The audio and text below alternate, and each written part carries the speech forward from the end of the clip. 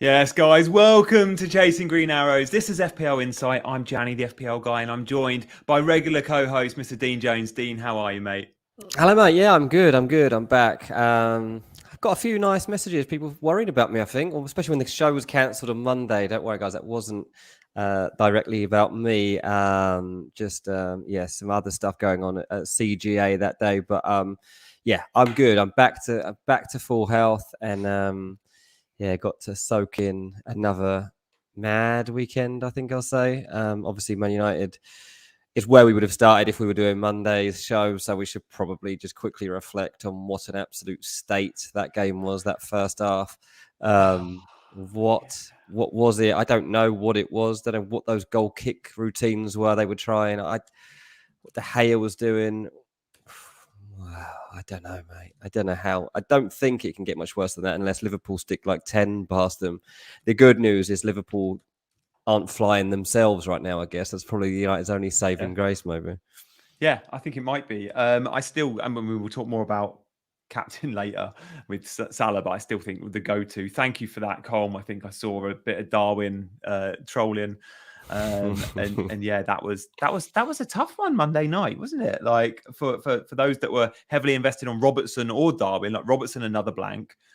Diaz coming up though, Luis Diaz with a great performance, and those that captain Salah as well got the blank. How invested were you in that fixture, Dean?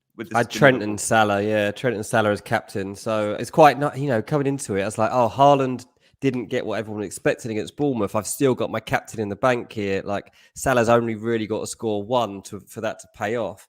I thought it was a no-brainer. Just it didn't come off. Liverpool definitely not the side of last season at the moment, anywhere close to it. Said it before on here, they're going to massively miss Mane. They're going to miss Mane. They're creating chances. I think they've had 34 shots so far this season. They've scored 3 goals, 2 against Fulham, 1 against Crystal Palace. And let's be honest, only one of the goals was actually any good. So it's like, it is not the old Liverpool we're used to at the moment, is it? Yeah, no, I don't think it is. And Mane, you said you'd called that like it would be a huge loss, and I was a little bit like, oh yeah, it will be a loss. But Luis Diaz is a big addition, and Darwin will be a big addition. But yeah, like the tried and tested, there is no direct replacement straight away for that. Guys in the chat, loads of you joining us. I'm hoping you're excited about the thumbnail because you'll see there in the title of the show, bonus points is going to be big on our agenda tonight. One of my favorite things in FPL is bonus points. And I can't wait to have a little deep dive and spend a good 15, 20 minutes on that. We've got Transfernomics. You guys that are watching preseason will be well up for that. I'm sure Dean's going to give us 3 big names and talk a little bit about where they might be going. Man United are featured. And we're going to be answering your questions. And we've got FPL Visa, loads coming up before 8 o'clock. Don't forget to give us a like and please subscribe if you're new around here. We don't usually do a Wednesday show. It's usually Monday and Fridays at 7. And normal service will resume this Friday. So we'll see you in 48 hours time as well. Jahir asking about Pickford or Dean Henderson, thoughts on Bailey and Neto and Perisic and Dennis. It's a lot of questions there, Jahir. Probably can't answer all of them, but let's pick out the number one topic for me out of all those is Perisic. I was at Stamford Bridge for what was an amazing game. Last time I went to Chelsea Spurs was that Battle of the Bridge, that 2-2 when that game when Leicester won the title. That was amazing. This was amazing as well. Chelsea were robbed. One guy that didn't play well was Sessegnon. He was hooked early. Perisic came on, did very well, was on set pieces. Surely Perisic starts this week. I've got him in my team. I'm excited about him starting game week 3. What do you think? I think you're right. Yeah, I think 60 mins. Yeah, I think it's pretty safe at this point. I think if I don't know who I'll be doing likely lineups for yet, but if it was Tottenham, I think I'll be slotting him straight in. Out of those, Dean Henderson or Pickford, obviously those 2 guys going up against each other next weekend, Everton v Nottingham Forest. I fancy Forest to win that game. I am not having Everton at all at the moment. I reckon Forest nicked that 1-0 or something, so I'll be on Dean Nico Henderson. Williams. Yeah, exactly. Yeah, so I think that's a really interesting fixture. Yeah, I like that fixture a lot for Nico Williams too. Everton just don't look like they're going to score many. I'm considering starting Nico Williams over Andreas Pereira. It'll be one of them. Like Pereira's at home to Brentford, Williams away to Everton. It's a bit of a coin toss there. Yeah, that's a good point, actually. Obviously, I'm a Fulham fan and we're going to Fulham v Brentford at the weekend. And usually I'm very confident of beating Brentford. And even if they have been good, I'll I'll hype it up and say we're going to batter them because they're our main rivals. But I've got to admit, there's not many times I go into that game not feeling like we're favourites, and this is definitely one of them. Brentford have got a good team, and the style of their play, I think they might expose our flaws. I've just got a feeling like the areas Brentford are strong in, we are not that strong in. This team's still transitioning a bit too. So, yeah, I wouldn't surprise if you want to get a Brentford player in this weekend. It might not be a bad idea. Yeah, okay. So I am looking at a 4-point hit. We'll talk more about our teams on Friday, and we're not going to show our teams tonight. But I have taken a 4-point. I've done one transfer already this week. Zinchenko has come in for Patterson. So I've improved that back line. Obviously, I got loads of money because I sold Kane to Darwin. Yeah. And now I need to get rid of Darwin for a 4-point hit. I didn't sell him last night because the price drop didn't affect me. I'm going to sell him for 9 million regardless. I've got a little bit of time to think about it. My options are Mitrovic, Havertz, and the guy I'm probably going to go with and pretty set on, I think, is Tony. Yeah. What's you don't mind Tony for this fixture, Dean? I'm thinking from what you just said. No, I don't at all, to be honest. I think he probably will score. I mean, look, we might bring in Bernd Leno might get his first start. There's reasonable chance that happens. If it's Diop's fit, it's a possibility that he comes in at the back for Fulham. We haven't really tried our signings at the back yet, so maybe if those guys came in, it would help us. But yeah, I probably would go for Tony over Mitrovic at the moment. Funny, obviously the way he reacted in the Wolves game when he went, I thought about headbutting. Was it Gibbs White? That is what we were talking about at the start of the season. And I was like, yeah, Mitro will score 12 to 15 goals, but he also is not a good person to have in a league that's got VAR because he's going to get caught out because he just has a temper and he does not like people messing with him. He's going to cost us at some point. He'll definitely get sent off at some point. And he was lucky that day, I can assure you. So a West London derby, you never know. This might be the game Mitro gets sent off. So probably wise to just step aside of him right now. Guys in the chat, let us know your top tip for replacing Darwin. Give us a name. Like just one name in the chat. Fire it in. Tony, Mitrovic, Havertz. Maybe you've got other names. I've seen some in the chat say others that I'm not too sure about. Bamford, I think I saw he's injured. Anyway, we're going to move on. It's the time of the show where we talk transfers, right? We're going to continue this till the window closes. There is still so much business to be done. I can't wait for the next 2 weeks. For those thinking about a wild card, I just want to wait until we know some of those final transfers because it might affect transfers in FPL, especially on those loan moves. There'll be loads of loans, like Ross Barkley going out. He's a 5 million mid. If he's starting for a team in the Premier League, you probably want him in your FPL team. So let's talk Transfernomics.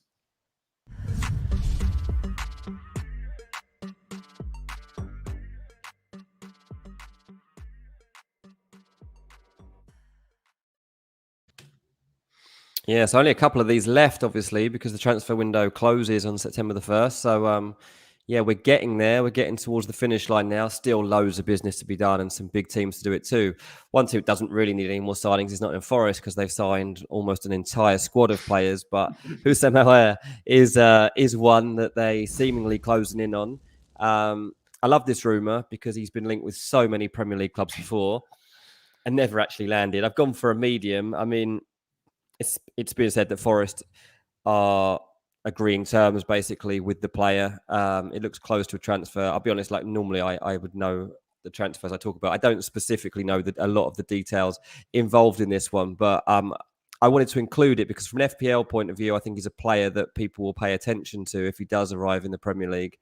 And I also think that you need to be a bit wary. I mean, he's only 24 still, and he's caught the eye of some big clubs. No doubt he's talented. But I have to say, for a central midfielder, attacking midfielder, his stats from the last 2 seasons in Liga are not great at all. Last season, 36 appearances, 6 goals, 4 assists. The season before, 30 appearances, 7 goals, 3 assists. And that's in Liga.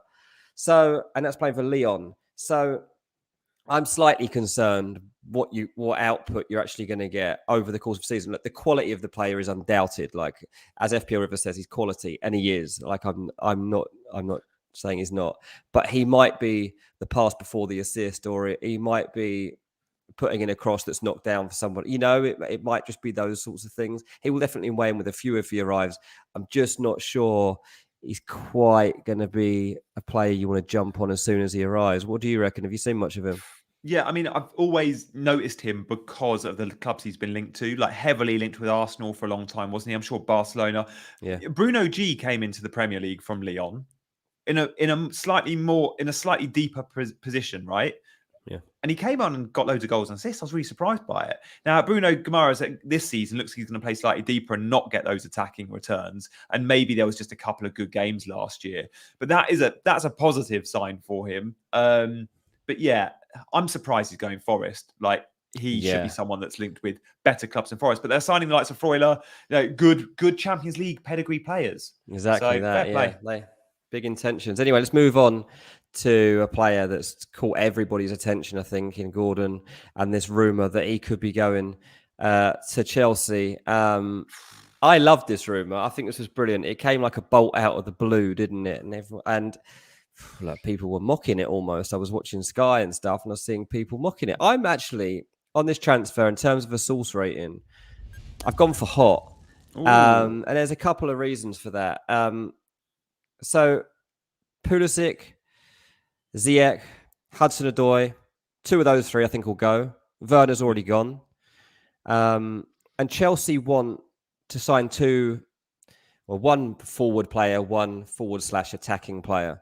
One of those players is going to be an established player. Look at Aubameyang, like that's the guy to be looking at right now. But if it's not him, it'll be a Zaha or a Vardy or Ronaldo, whatever. The other one is more of an upcoming player, but somebody who is proven to a certain extent and is also flexible in the roles that they can play as an attacker. Remember too that Chelsea are playing two formations at the moment within one game, and that you've got to be adaptable. I mean, it's working for them just about at the moment, but I think that is something they'll probably persist with for a while, and whichever one they go with long term might not matter.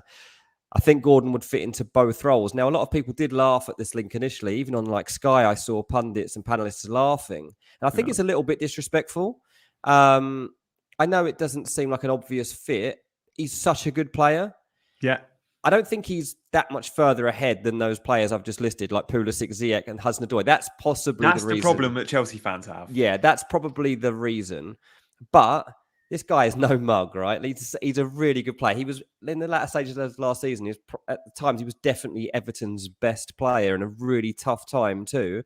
And I think he would bring really positive aspects to this squad. He's 21. We've got to realise that at the moment, Chelsea are obviously looking at these sorts of players.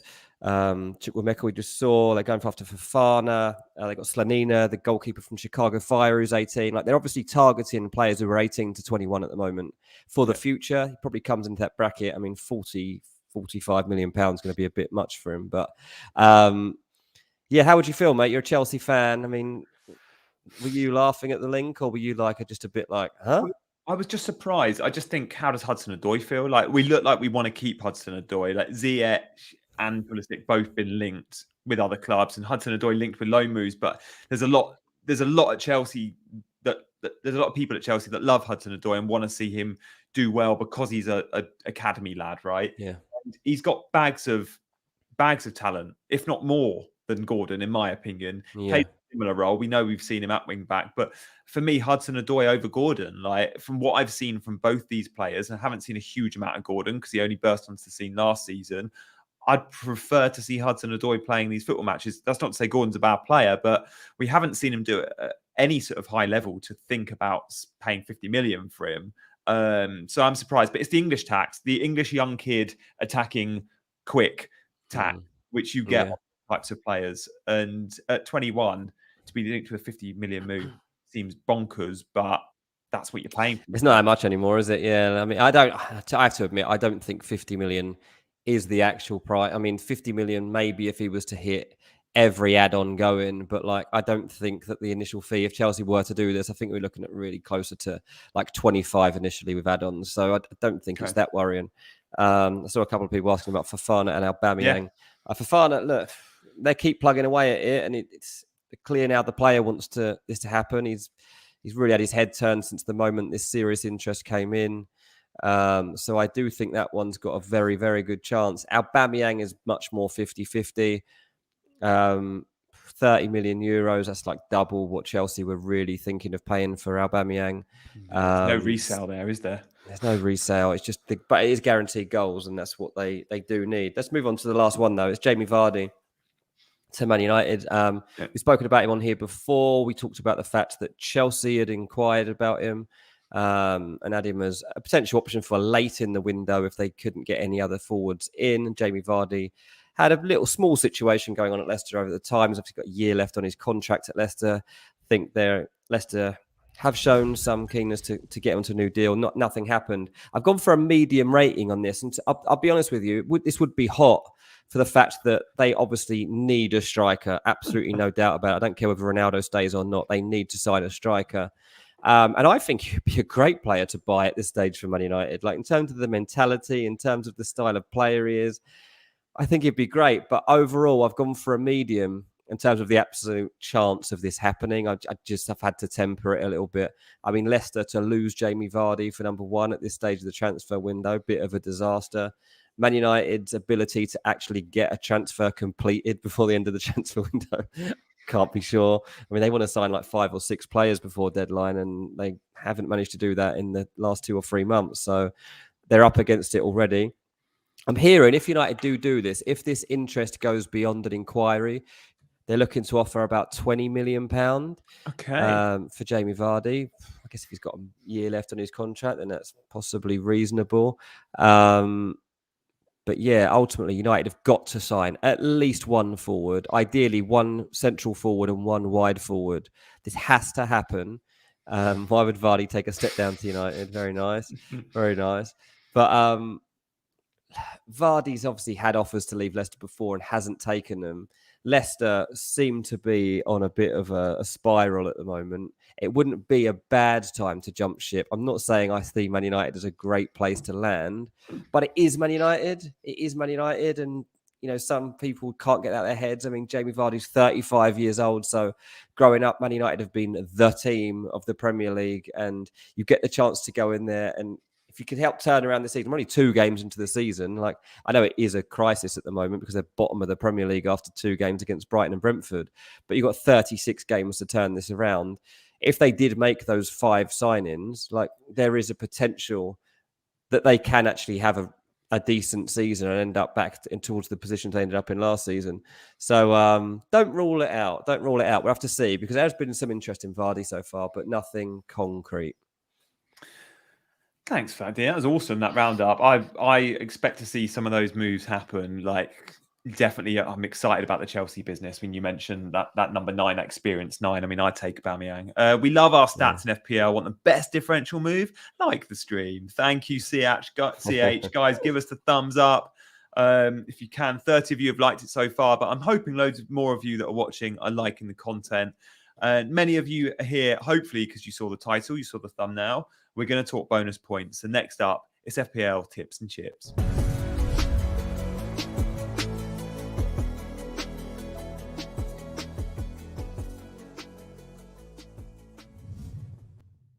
Here we go. You guys requested it. We are bringing it to you. Do get your requests in different themes in this section of the show, guys. If there's a particular topic in FPL you want to hear more about, then let us know. Many said bonus points was something they were keen on. BPS stands for bonus point system. Don't ever say BPS system, because that would be like saying bonus point system. So yeah, the bonus point system are the calculations that take place before we get the bonus points. So in each game, we see a 3 and a 2 and a 1. How do we get there? It's not man in the stand like it used to be. It's 32 different metrics. Now we're going to run through some of those metrics very quickly. Then we're going to show you some examples of teams that do well, players that do well, and then we're going to look at a recent performance as well. So first up, what do you get these points for? Well, the big points you get are, of course, for attacking players, scoring a goal. You can see 24 BPS for a forward, only 18 for a midfielder. So Mo Salah, for example, when he scores loads of goals, he would get more BPS if he was a forward, which means he'd have a better chance of hitting that 3 bonus points. When a forward scores a goal in FPL, they're pretty much, unless there's been other forwards in that game scoring goals, they're pretty much guaranteed 3 bonus, right? A defender scoring a goal doesn't hugely affect their bonus. They get 12. compared to a forward getting 24. The match-winning goal gets an additional 3, and sometimes that does swing it at the end, which is why you see it change after the final whistle or at the final whistle. I wish I'd known this for the last few years, by the way. And that's the thing. Players like Salah, of course, they get the clean sheet point, and they get the additional point for a goal. They get 5 instead of 4. But in the bonus points, arguably Salah would earn more points as a forward. So let's look at the passing creative stats. Players like KDB do so well in the bonus points, even better in terms of bonus points magnets. Cancelo, Reece James. Why? Not because they're blocks and headers and interceptions, because of the creative ones. So the passing completion matters. Creating a big chance. Doesn't even have to score that player. You get 3 points. Key passes, 1. Successful dribbles. Successful open play cross. Corners count as crosses. Crosses. Reece James got 17 crosses the other day. You just clock up so many bonus. Defensive, like keepers obviously save a penalty. They're almost guaranteed 3. That's huge for them, 15. The clean sheet obviously really matters, which is why at 60 minutes, the bonus points always change because you get your defenders and goalkeepers getting the 12s. Tackles matter. And then your defensive deductions as well. So red cards, own goals, they all matter. If you're a forward and you're offside, you get a deduction. If you miss a big chance, you get a deduction. Defenders get them for conceding fouls. So many times I've been watching games going, don't concede a foul in the last minute. You've gone from 3 bonus points to 2. Like, it can genuinely make a difference. And then the attacking ones we said, like shots off target, caught offside, even being tackled and missing big chances really works against you. We'll see an example of that in a minute.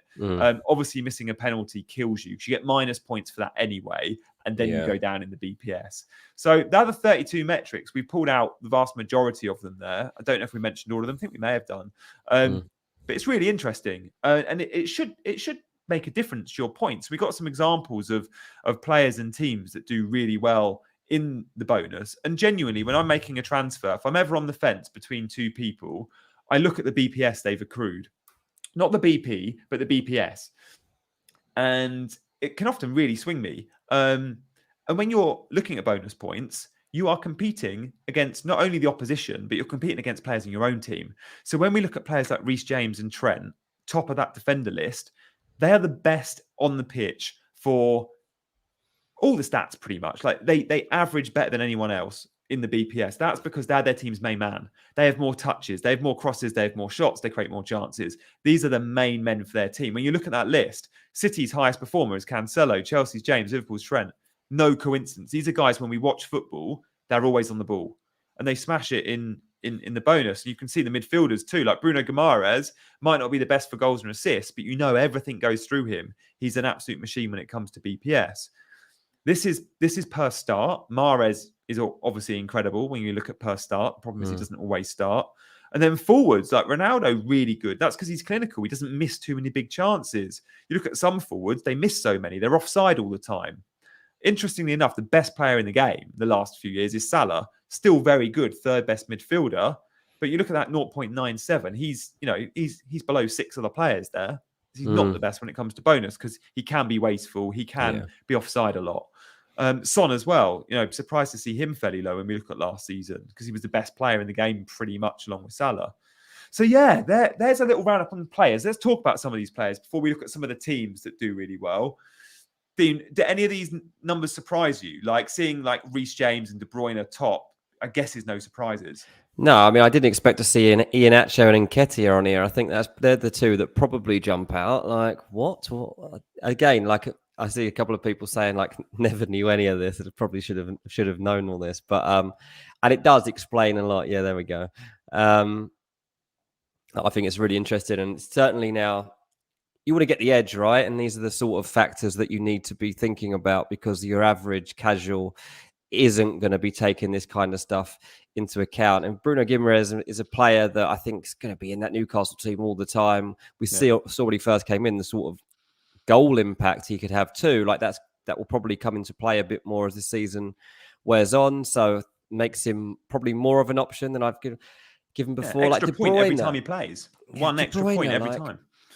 I haven't considered him this season, and he's Man City's like star of the show so far, isn't he? Like, someone in my mini league, like with all my mates, he's had De Bruyne since day one. He was the only one who had him, he's straight to the top of the league. Like he captained him for the last game. And I thought that's a bit of a weird play, but it wasn't a weird play because they were playing against Bournemouth. It was a game where Haaland, we knew that he was going to get more restricted chances because of how deep Bournemouth will be playing. And those are the games where De Bruyne can come into his own, but he can also do that against West Ham, the game before, when he plays that pass into Haaland. So, yeah, I think it's really, really interesting. But the De Bruyne number, I know it's not really a surprise, but it is a bit because Smashes everyone. he smashes 1.32. everyone. Yeah. Chances created is huge for him. And I don't think like that many people realize how good he is in FPL then in that sense, because most teams I'm looking at haven't got him at the moment. I don't know if that's the same for you, but because they've all gone Haaland over him. You can't have both, really, can you? But there's an argument to say De Bruyne's going to play 90 every week. Haaland won't, especially when the champ starts up. Yeah, it's an interesting one. How do you think Haaland would fare by this BPS then? Yeah, poor. So at the weekend, Haaland had 8 touches. He got an assist in a 4-0 win, but he wasn't involved. And you need to be on the ball a lot to do well in the bonus point system. And all these players, especially the midfielders and defenders, they're almost like the playmakers for their team. They're always on the ball. Therefore, they get those passes, they get those chances created, they get those shots out.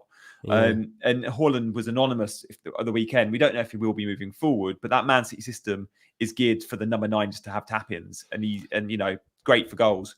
And if he scores goals, he'll smash the bonus because forwards are so well rewarded with goals. That's why Inacho and Nketiah are there, because per start, they score good amount of goals. And also winning goals. Yeah. Winning goals are useful too. Zinchenko being a bonus points beast this season is an interesting one, BD. It's one of the reasons I bought him. Zinchenko looks like Cancelo, right? Arteta is Pep 2.0. And what he wants from Zinchenko is what Pep wants from Cancelo. It's to be that kind of move inside, step into midfield, be on the ball a lot. Zinchenko's got that in his locker. So, yeah, I've brought Zinchenko in this week because I really like his average positions. I like his touches. Yeah. So, yeah, one to watch. This is a good question. Why is Kane not on here? Like, what would have held him back? He wasn't clinical last year. Oh, he wasn't clinical. I think he underperformed his XG while Son overperformed it. So because of that, he missed a ton of big chances. If it was second half of the season, Kane would be there. Yeah. First half, he was rubbish. Yeah, he was. This is interesting because with the bonus points, like I said, you're competing against the team you're playing for, but also against your colleagues, right? So it's really interesting. Let's say every game has 6 bonus points to give out. They have a 3, a 2, and a 1. And by the way, guys, a lot of this data I took from Above Average FPL's stream on bonus points. They discuss very similar numbers. Do go check that out. It's like a whole hour on bonus points. This is just going to be 20 minutes on it.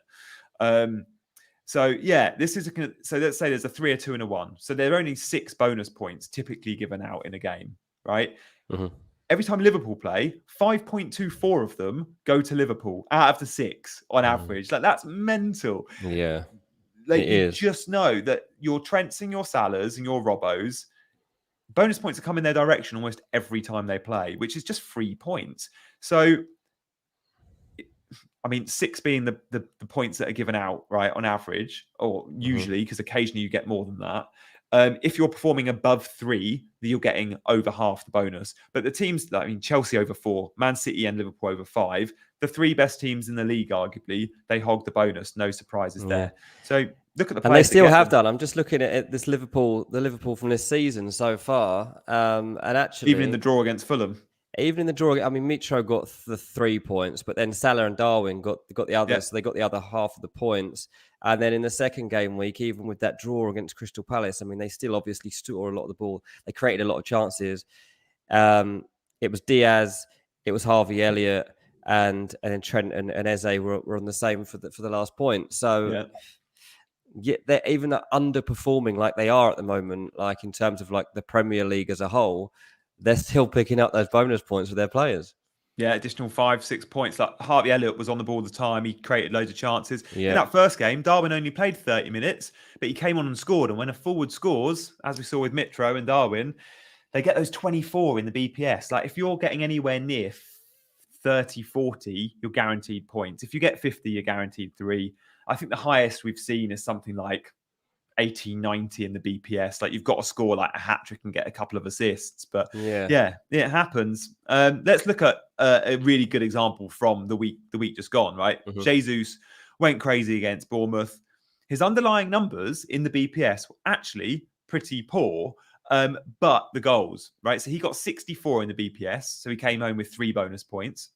Scored 2 goals, that's 48 of them. Big chance created, got him a 3, only 1. Successful dribbles, 3 of them. He played the 60 minutes. I think that's +3 for the 60 minutes. Might be a typo there. And then or maybe it's 6. Maybe I'm wrong. Assists, he got 2 of those, and the key passes. He actually got loads of minus points as well, though. He -6 for the big chances missed, the shots off target, being tackled. He lost 5 points, got tackled loads. Fouls conceded -2, but because he scored the goals, like head and shoulders clear. Head and shoulders clear. Just shows. Yeah, the being tackled one is an interesting one because he's such a nuisance and he's using his physicality a lot at Arsenal at the moment. So it might be like, I guess by being tackled, like it's not just like him dribbling and getting tackled. It's also probably those little dual tussles he's having too with people, which probably count as part of that. So that's interesting. I mean, ultimately, he's still going to be the main focal point of this team, and I think he is going to score a lot of goals. I love the way that Arsenal are playing at the moment. It's almost a bit of a throwback to the prime Wenger years for me. Like it's so fluid. Like I know people are kind of making comparisons like, oh, Arteta's turning them into Pep's Man City. And I understand it to some degree. He obviously will do that because he worked under Pep. But I also think he's trying to play the Arsenal way. I think he's trying to stick true to the core habits of that old Arsenal team, which he knew. And I think Jesus is going to thrive, and he will see so much of the ball. He'll see so much of it, and he'll miss a lot of chances because he'll get so many chances. He's not going to score every chance he gets, but end of the day, he scored 2 goals in that game, and he came out, maximum points. Yeah, I'm with you there. Like he looks good, Arsenal look good, and we'll talk about captaincy in the Q&A in the next 20 minutes. But Jesus against Bournemouth is a legit captaincy option. Lil Chungus missed the first 30. You're not used to us on a 30 on a Wednesday evening, are you? We are back on Friday. We'll usually be Monday and Friday. Guys, if you have missed this, stay watching now, and then at the end of the episode in half an hour, you can go back and rewind. We've spoken Transfernomics. Dean's spoken about links to Chelsea, Forest, and United. We've had a deep dive into the bonus point system, which hopefully you guys really liked. Guys, if you like that bonus points chat, give us a thumbs up to show us your appreciation for it. That was good. I like that. Yeah, no, I'm glad you did. It's really interesting. My big advice on bonus points is just look at what players get consistently. And the biggest hogs in the league for me are Cancelo, Trent, and James at the back, KDB in midfield, and then whatever forwards are scoring goals pretty much. But those defenders clock points like no one else. Absolutely love them for bonus. Love it. That's cool. Even when their teams lose, they can get bonus. Guys, we'll move on now to FPL Visa, which is a fun section of the show before we take your questions. So continue to get them in before the end of the show at 8 o'clock. So time for FPL Visa.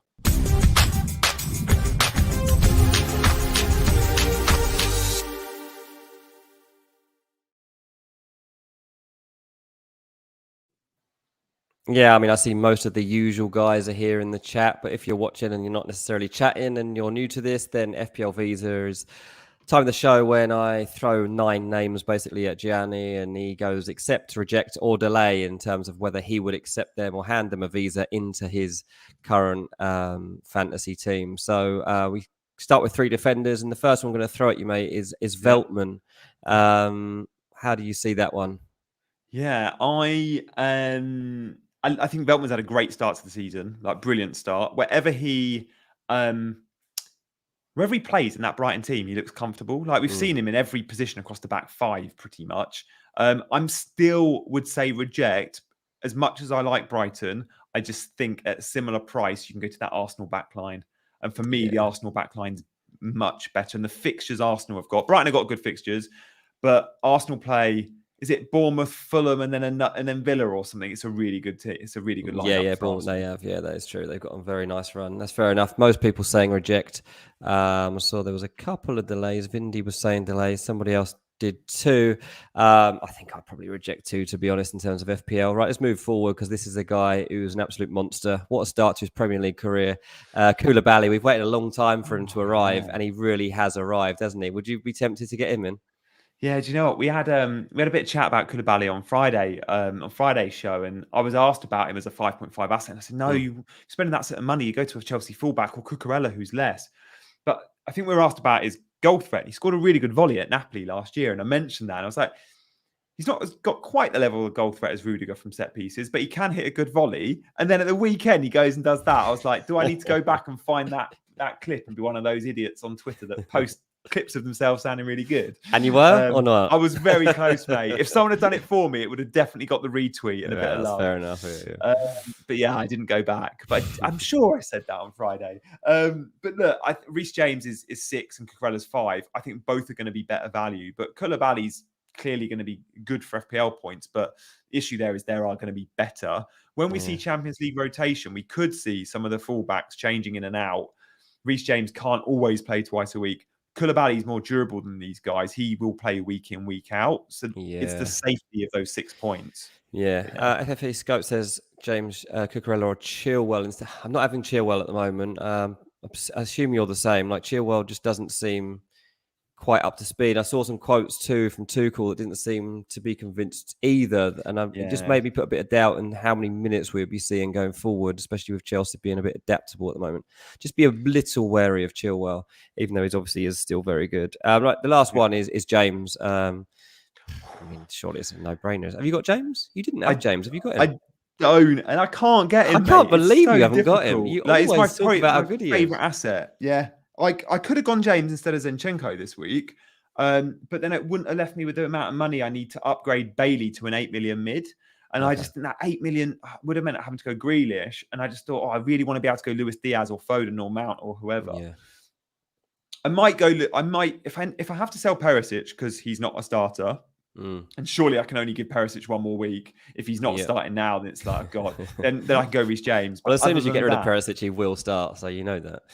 I know, and he'll go and get 10 points. So James is an absolute bring into your team if you can. It's just the one thing that stopped me. I just can't get there. Yeah, no, that's fair enough. Right, let's move on to midfielders. And the first one is, well, it's become a really interesting one. It's Rodrigo. Wow, yeah. What a start to the season. Top goal scorer in the league? I think so. Yeah, 3 goals? So 3, isn't it? Yeah. 3 goals. Don't think anyone else has got 3. Not sure how much he is. What is he? 5.5, something like that. Yeah, I think so. He might be 6. I think Aronson's 5.5. I think he's gone up to 6. Oh yeah, Aronson's 5.5. Yeah, fair enough. So that probably changes it a little bit, but accept, reject, or delay on him. I would genuinely accept Rodrigo. I think this is the first time since he's been at Leeds where he feels like he could be big fish, main man, and he's getting a bit of love from Jesse Marsh. And it's worked. It's worked. Even with Bamford out the team, like I think he's probably thriving in that environment. It's like I can be the big dog around here. I like him. I like Rodrigo. Yeah. I liked him in Spain. You know, this guy was getting call-ups for Spain not long before he went to Leeds. You don't get in the Spain squad unless you're a very good player. Exactly. Like I've just always felt since he landed, because obviously he was at Valencia before, obviously, and I just didn't feel Leeds ever played him properly. I just didn't feel like he was able to thrive. And maybe Jesse Marsh has cracked that. I think that he probably is one to, well, maybe sit on, but then again, maybe this is his hot form. So maybe you don't delay. Maybe you do jump on it now. Let's just have a quick look through, see what most people are saying this one. Delay. Oh, Chelsea and Brighton next, Gaurav says. But outside of that, it's Chelsea Brighton then a really good run, and Chelsea's at Ellen Road, like they'll score. They got a good chance of scoring. Yeah. I don't think that's a reason not to pick him. Actually, I don't. 6.2. Paul Cook says that is quite high. It's gone up twice. Yeah. That just goes to show what kind of form he's in. Anyway, let's move on to the next midfielder, and it's Josh De Silva. I think we might have had him last week. De Silva. I guess he's had a pretty good start to the season, hasn't he? He has, but he's not guaranteed to start. Sorry, I'm looking away loads from my screen. I'm trying to log in to my account so I can check things like player prices, but I've got that 2-factor authentication on, which you should all have. But it's annoying at times like this. It's really annoying at times like this. But yeah, I'm pretty much there. Yeah, it's the starts that concern me, right? He's never gonna play 90. If you don't have Andreas Pereira, you go there. Yeah. Outside of Pereira, he is the other best option because when he plays, he's a bit goal threat. But you go Pereira because he's locked. Yeah, he's locked and he's pressing like he's never going to stop. Like Yeah. Pereira's pressing is insane at the moment. These two potentially coming up against each other as well. So that would be quite a good clash. Little Chungus having De Silva on the bench both weeks. Yeah, that's the risk, isn't it? I mean, he will come himself off the bench, but if you have him in your squad and have him on the bench, it's not really any good to you, is it? A lot of the time, if that's happening. And don't beat yourself up about him being on the bench. You were never going to play him. Yeah. You beat yourself up with bench players when you go, oh, I thought about putting him in my 11. You didn't buy De Silva to be, if you didn't buy De Silva to be in your 11, then bench points shouldn't matter to you. If you genuinely were going to start them, that's when it hurts. But if not, you welcome those points because your players are going up in value. Yeah, I mean, it does hurt sometimes. You look at your third sub and he's got like 12 points or something. But at the end of the day, you made that decision for a reason. Right, the last one, midfielders, Gundogan. Any interest there except reject delay? I think that's probably a delay, but he's getting into some really nice positions. And he's been made captain. And with Bernardo maybe going, he's always had goal threat. You can spend 0.5 more and get Foden. That's the only reservation I have. Yeah, that is quite a big reservation too. Yeah, I'd probably save up my money, save up for Foden rather than Gundogan. But like you say, he pops up at really key times. He's become a really important player under Pep. CH says Gundogan delay, but my spidey feeling is he may surprise us this season. I like that. Player that, would look like he was probably leaving, wasn't even going to play this season, but have a big role by the looks of things. Maybe going to be like Bernardo, and he'll see out one more season and then go. Right, the strikers, you can see him on your screen. You know what's coming. The first one, Ivan Toney. You've already told us you're probably going to accept him. I'm going to accept him. I'm pretty sure that's my 4-point hit for Toney. Would I have chased Toney if I didn't have money tied up in Darwin and needed to go down? Absolutely not. I wasn't going to be shopping in that mid-price forward. I'd rather spend 6 million on Reece James than 7 on Toney. But the way my team's set up, I can't make that James move, and I need to make the Toney move, right? So it's really tricky that. If Toney goes on this unbelievable run and scores me loads of points, I'm going to feel a little bit lucky because I wasn't shopping there. But at the same time, I'll probably deserve it from my Darwin punishment and losing 10 points from the Kane to Darwin transfer and 2 free transfers. That's quite a lot of things. FPL River says, Tony, accept him if you've got Darwin. FPL, the Wyvern, accept in for Darwin this week, -4. It does seem a lot of people on this bandwagon right now, Tony, in for Darwin. But here's an interesting name. Yeah, true. Harry Kane. Harry Kane. Yes, he scored a late equaliser against Chelsea.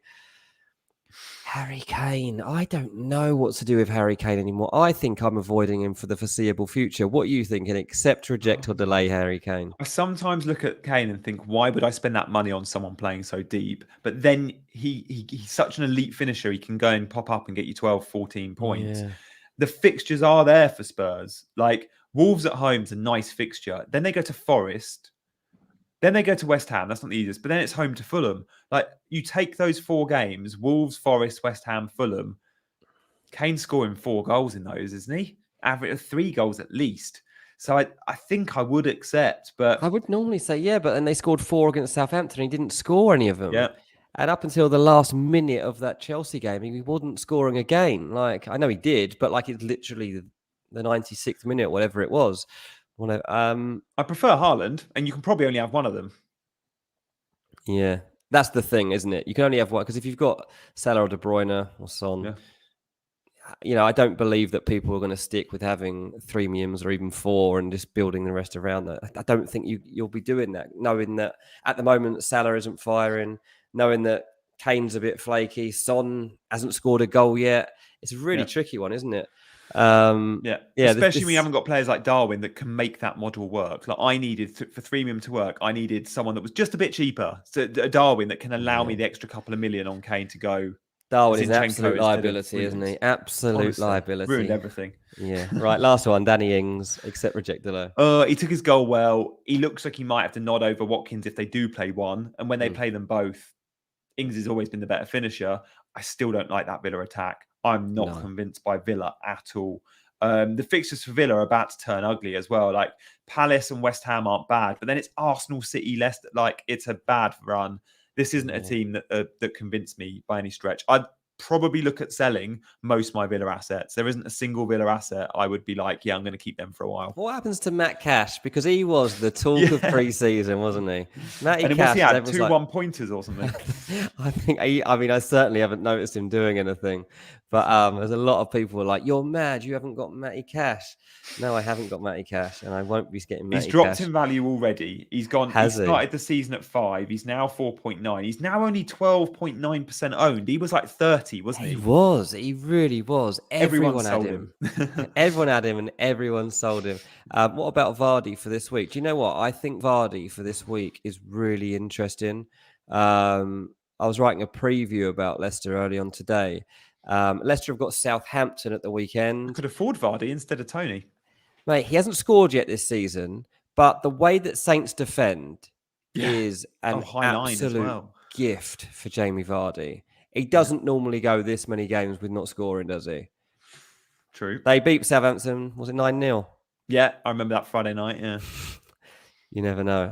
I think Leicester will win that game, and if they do, Jamie Vardy's going to get up and running, isn't he?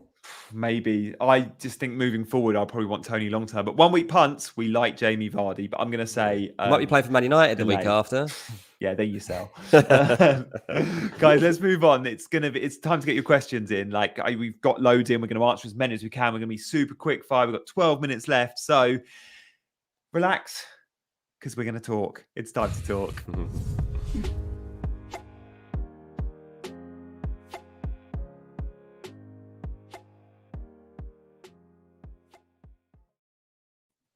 Here we go. How should we do this, Dean? Should we do alternates? Let's do alternates. Yeah, I like that. Okay, cool. So I'll take this one because it's for you. The question, and then you read the question, answer the question. Cool. We'll go quick fire. Gianpaolo, I've got to go with my fellow Italian. Go. Who's your Serie A team, Gianpaolo? Let us know. Great start to Serie A the weekend. Have I taken my -4? No, I've made my Zinchenko transfer, but I haven't sold Darwin yet. And the only reason I didn't was to give myself a little bit more thinking time, because he wasn't dropping in price for me. So I will be taking a 4-point hit to sell Darwin, probably to Tony. I could make it tonight or tomorrow or Saturday. I'll just be checking the price rise websites. fplstatistics.co.uk is the best one for me. Okay, right. Next one. Garav says, news of Bilva, Dean, Bernardo Silva. Well, PSG suddenly in the mix. I've noticed today.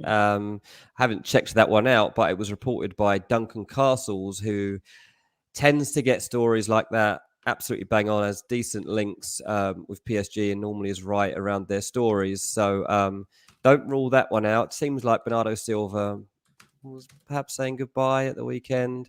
We all assumed Barcelona, but maybe there's a little switch to come and he ends up in Paris. But yeah, definitely don't have him in your FPL team for the foreseeable future because he might not even be there. Tiffany, regarding captaincy, anything to Bournemouth defence? Okay, so captaincy, let me give you my thoughts. I like Jesus a lot against Bournemouth, but I do think Scott Parker teams will be good at home. And with all the newly promoted teams, we've seen Fulham get a draw, we've seen Forest win, we've seen Bournemouth win. And I just wonder if that could be a tighter game than we think, despite Arsenal looking amazing. I want to see Salah against those United, whoever plays at centre-back. Yeah. I think I'm on Salah at the moment. I'm going to go Salah. Yeah, I'm on Salah at the moment. I mean, last night didn't fill me with... I mean, to be honest, he hasn't actually played well in either game so far this season. No. But he's only played against Fulham and Crystal Palace. Now he's playing against a really rubbish team. Right, next one for me from Joey. Luis Diaz or Kulusevski. I mean, we've just talked about the fact they've got Man United. Luis Diaz is the player you have to have, I think, if you're going to get a Liverpool player into your team this weekend. Liverpool facing Man United, he's got to be the main threat that you're looking at. He's actually in some form, and he's going to be absolutely tormenting Diogo Dalot and Harry Maguire on that side of the Man United defence. You saw how he came inside on Monday night to score that goal. Well, he's up against two guys who have zero confidence. And Maguire actually hasn't been that bad on a personal level at this point. Like, he's doing okay. But yeah, don't look beyond Diaz for Kulusevski. Yeah, I'm with you. Mohammed's asking, Mohammed, you're such a good FPL manager. I don't want to like kill your idea, but Son and Haaland out for Kane and KDB is so sideways. I'm only thinking you're considering this because you've got 2 free transfers. For a hit, I wouldn't consider this in a million years. If you have got 2 free transfers and literally no other fires to put out, which is pretty rare, then I don't mind it. Like, KDB, I think, over Haaland for the amount of fixtures we're going to get with the midweeks in a couple of weeks, yes, but I still wouldn't want to move Haaland out just yet. This move in a couple of weeks' time, I'm a fan of, because Kane and KDB are 90-minute men. Son and Haaland won't be 90-minute men, either of them, I don't think, with Richarlison there now. Yeah, but yeah, absolutely hold fair. a couple of weeks. Right, and Ender, should I sell Saka for Martinelli? I need the money, but sideways transfer. Listen, I've got a confession to make here. So I had Martinelli in my team for all the preseason. You know, I switched after that Sevilla game, 6-0, got onto Saka. Well, I've done a transfer this week. I now have Saka and Martinelli. And Jesus, 3-me attack. I do, mainly because I wanted to get Martinelli in, and I've got the Bournemouth game, so I can actually have all 3 for this game, and then Saka's potentially going for me after this Bournemouth game. So I've got a decision to make there. But selling Saka for Martinelli, I mean, it probably is the right decision. Just bear in mind, Saka is going to come to life. And that's actually why I've kept him in too. Saka and Odegaard have not come to life yet this season, and Arsenal look this good. At some point, the trendy players will switch, and it will be that Saka could be that man. Yeah. Will Pascal Gross and Ivan Toney be the next template breakers? I mean, they've got to do serious bits to be their nuclear. But yeah, I mean, Ivan Toney's had an 8 and a 7, I think. Gross has looked amazing. I don't think Gross's run will continue for long, although I think he will be on pens, and he is very advanced in this new formation. But Ivan Toney, the fixtures are there for him. It depends how well Brentford play, right? Ivan Toney points.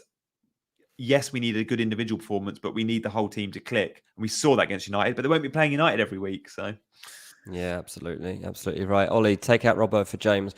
I mean, for me, yes. I mean, I think that James, we've already talked about the bonus point system there earlier on in the show. James obviously is someone that Gianni thinks is going to be great in that system. I mean, Chelsea's next fixtures: Leeds, Leicester, Southampton, West Ham, Fulham. I mean, yes, just get all over Reece James if you can. Yeah, don't mind that. Vindy, what you think the likelihood of Firmino not starting and Elliott being part of the front 3? No, Elliott's needed in that midfield. Without Thiago, that's seriously missing, though. Like, yeah. But Firmino, if he doesn't start, then yeah, we don't know what that. He'll start against Man United. Like he'll step in for Darwin at the weekend. Yeah. So and then you got Salah and Diaz still. So yeah, little changes. Right, best captain: Jesus, Salah, Haaland. I've got Salah because I think that Jesus. If I didn't have the history of FPL behind us, if this was a raw pick and I was just going on performance, I'd be going Jesus against Bournemouth. But at the moment, I just can't bring myself to press the button and take that captaincy off of Salah when I know that Man United could be torn to pieces. Yeah, Cosmic asking about doubles. Cosmic, I'm guessing you haven't played the game too long, but game week 4 and game week 5 are 2 separate game weeks, hence the names. When you see double game weeks, you see more than 10 fixtures in let's say game week 4 had 11 fixtures, that'd be a double. Game week 5 had 12 fixtures, that'd be a double. It's when there's additional fixtures added to that game week. And we will only see double game weeks the other side of Christmas, right? So in the new year, we'll start to see them. Around springtime, we'll see a fair few of them. But we'll tell you on Chasing Green Arrows all about the double game weeks when they're coming up. But for the time being, all you need to know is you've got a wild card to use between now and game week 16. Yeah, I mean, the confusion there will just be that game week 4 is the weekend and then game week 5 is a midweek list of fixtures. Midweek, yeah, it's a midweek. So that's perhaps where you get thrown. But yeah, they're separate game weeks. So you just got to make your transfers and pick your team quickly. BD, Pepe to Nice looking likely. Is Pino to Arsenal on? I mean, definitely possible. It's definitely possible. Arsenal were already looking to upgrade. We knew that from back to the Rafinha transfer attempt. Been looking to offload Nicola Pepe all summer. Nice are picking up some nice players actually at the moment, but nice players. But yeah, I think there's a good chance of that. Eddie, should I do -4 to get Bailey out? Got 0.5 in the bank. Got Nico Williams and Andreas Pereira on the bench. No, like you can play Andreas or Nico this week. You do not need to take a 4-point hit to sell Bailey. Just put Bailey on the bench and start Williams or Andreas. They're both good options to start this week. I'm thinking about letting Bailey rot on my bench for a while. He's dropped to 4.9. There's no obvious replacement. Don't be taking 4-point hits for budget players, guys, ever. No, absolutely not. I'm glad I dodged that bullet because it was very tempting in pre-season. You called that. Very close though. Jahir says, would it be wise to start Walker Peters as a 5th defender this week? Southampton are rubbish at the back, though. I don't think so. Yeah, I'm trying to think if there's something. Am I missing something? Would you do that? No. I mean, maybe you already own Walker Peters, but you definitely wouldn't be buying him. Yeah, you wouldn't buy him, and to be honest, I wouldn't play him. I don't think I'd play him. I'd rather play if Williams. You're talking about playing a fat back 5 and bringing in Walker Peters as the 5th man in your 11, then no, don't do that. I don't think. No, you can have him as first sub if you want, but no. Guys, it's great to see so many of you in the chat. Like 215 of you watching. That's awesome. We do these streams on Mondays and Fridays at 7, but only 67 of you have hitting that like button. No. Come on, no, hit the like button. We're done. And obviously subscribe.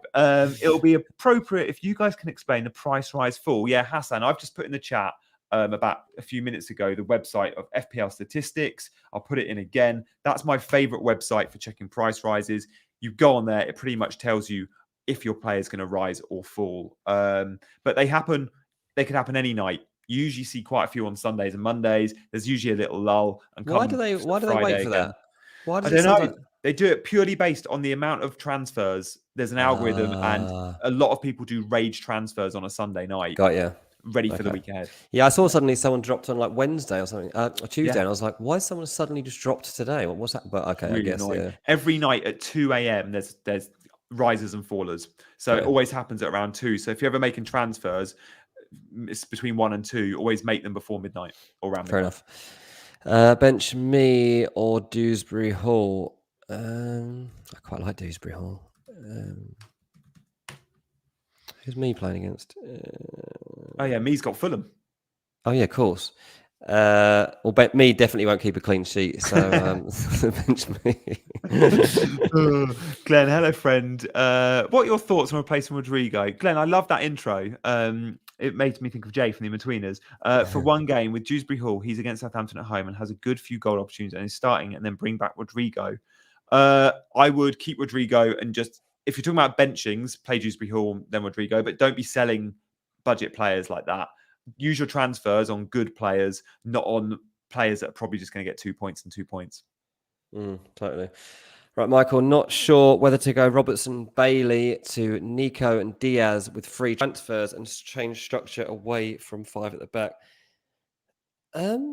Yeah, I'll be up for that. I think you could do that. Nico's got a decent fixture this weekend. Diaz obviously got a very promising fixture. Bailey's probably not going to play. And Robertson, well, you've got Diaz anyway there, so you're still replacing him with a Liverpool asset. And Nico Williams is going to play the full game. So, yeah, fine. Good stuff. Anyone feeling that many are ignoring Spurs, CH? We'll be shifting that way for the next 3 game weeks. I do think people will all be jumping on Perisic if he starts in game week 3, which is funny because the Champions League will come in and then he'll start missing games again. Yeah, that's true. That's true. But he will prove to be an incredible FPL asset when he plays. But look, we're ignoring Spurs because we've got Haaland and we can't get Kane, or we've got Salah and we can't get Son. I do think I still think Kulu's a good option, but I think Luis Diaz is better. I think Foden's better. So yeah, we're ignoring them a little bit, but I don't mind their defense. Maybe we need to consider their defense a little bit more. Emerson Royale at 4.5 or 5 is an option. But yeah, a little bit, but we can be reactionary to Spurs. That's fine. Yeah, we'll sit and wait on Spurs. You never know. Things might get Spursy at any moment. I've just looked at the clock, Dean. I had no idea it was 8 o'clock. I thought we had 5 minutes left. So we'll be rounding up. FPL Spartans, Darwin Nunez has been a real pain, but fret not. A little transfer click, and you are aboard Tony Train. Choo-choo. FPL Spartans. How poetic. I love that. Love it. Got another one. Come on, guys. Dean and Gianni are on the mic. Let's show some love and smash that like. Very poetic. Boom. Wow, look at this. Blimey, it's like being on ranks with Jack Collins. This is proper. This is proper poetry. Love it. But yeah, it's been a good show. I loved it. Jack and FPL Spartans would make some double up. They would, yeah. Guys, we're going to be back in 48 hours. I'm going to be in Ireland with hopefully a good Wi-Fi connection and my not as good Mike. That's ready to go. So yeah, I look forward to seeing you on Friday. Dean, it's been awesome chatting. Glad you're feeling better. Cheers, mate. Good luck. Well, we'll speak on Friday about our teams, right? That'll be the main Definitely. focus of the show. Yeah, definitely. Yeah, mine's all I'll set, I think. explain my 4-point hit in more detail as well. Guys, before you go, do us all a favor. Hit the like button and subscribe if you don't already. We'll see you in 48 hours. He's been Dean, I've been Gianni, and we've been chasing green arrows.